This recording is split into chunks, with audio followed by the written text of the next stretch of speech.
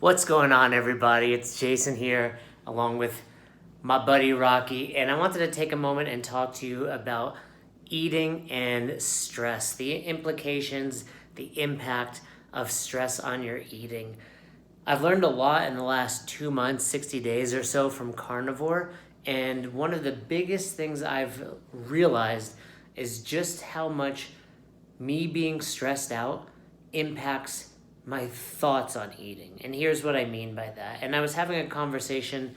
I've helped a few people start Carnivore, and I only do it if I feel like you're really the right candidate for it. A few things that might look like is you probably have to lose a substantial amount of weight, greater than 30 pounds, I'd say. You struggle with black and white of nutrition plans, and this is very black and white. If it's meat, eat it. If it's not, don't eat it. You tend to overindulge on snacks, specifically high carbohydrate snacks. Those are probably the three biggest criteria for someone to reach out to me and me say, I think Carnivore is going to be a great plan for you. And I would maybe add on to that, you enjoy savory, salty types of foods. So I don't really fit any of those criteria. I didn't have a lot of weight to lose. In fact, I was totally content with where I was. I am very black and white, even when it comes to tracking macros. When I hit my numbers, I shut it down, like I like to say about the kitchen. The kitchen's closed. I don't really love savory foods. I enjoy some salty foods, but I'm very much into sweets and treats and sugary foods as well. As many of you know about me, I started flexible eating and was eating a ton of Cinnamon Toast Crunch every day as I was losing weight, but not something I really preach anymore. I do encourage you to eat foods you love, but within reason.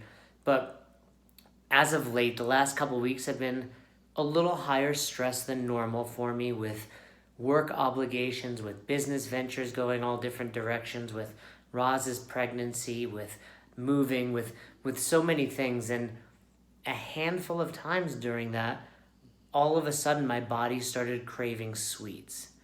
I was just like, I'm stressed, and my immediate reaction was go grab X, candy, peanut butter, fruit, anything that was just that feeling of like I'm rewarding myself, this feeling of, when you're stressed out and you're just like, I just want to be home, I want to crawl under the covers and just no one bother me ever again, that feeling. And it was a really big eye-opener for me. I don't think I ever would have put together stress impacting my nutrition plan and specifically what I was about to eat. And I think that was a really big lesson that I've learned through the carnivore diet, because with carnivore, you're often not just mindlessly snacking, because it's like, okay, I can eat more meat. Where when we snack at night, it tends to be foods that are treats, foods that really don't have a whole lot of nutrition, foods that we can eat in abundance because they don't really fill us up. I've learned with carnivore that I tend to not overdo it at night, which was something I was very guilty of. And I also have been a little more intuitive. Like, I track everything in my MyFitnessPal still, but I tend to just naturally hit about 2,500 calories a day, because that's where my body gets satiated. And oftentimes I'll have a substantial breakfast, my three amigos, my eggs, bacon, and sausage, and not eat again till dinner time.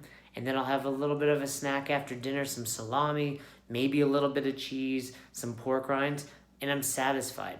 But the big thing I learned was, man, when I got stressed, my body was like, fuck, I need carbs. And I think that's a big eye-opener. And I think something, whether you're doing carnivore, macros, paleo, zone, keto, it doesn't matter. Just understanding the influence of stress on your mindset and on your nutrition choices. That's it. So what I recommend is having a plan. One, when you feel stressed, you need to have a plan between that feeling of stress and you going in the pantry.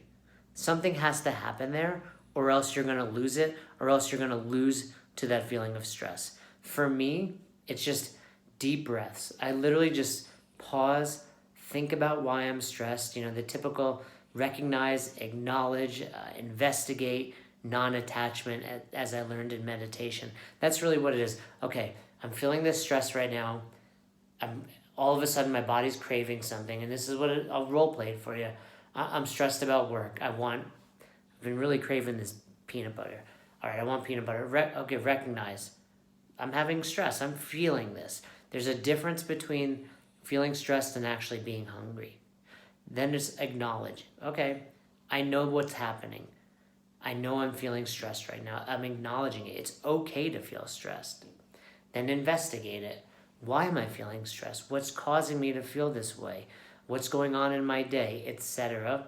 And then non-attachment, like, cool, that's there, push it aside, go about my day. And one thing that's really helped me is this idea of like, okay, I'm stressed, but I'm already kind of gotten a jab in my face from being stressed, right? Like, boom, I'm stressed. I don't want that second punch coming at me. I don't want that knockout punch, and that would be letting stress knock me down and actually grabbing the peanut butter. So instead, it's like, I'm going to fight back, and you're not going to beat me today, stress. I understand that you're here, but not today. Not today, stress. I'm going to continue to go about my plan.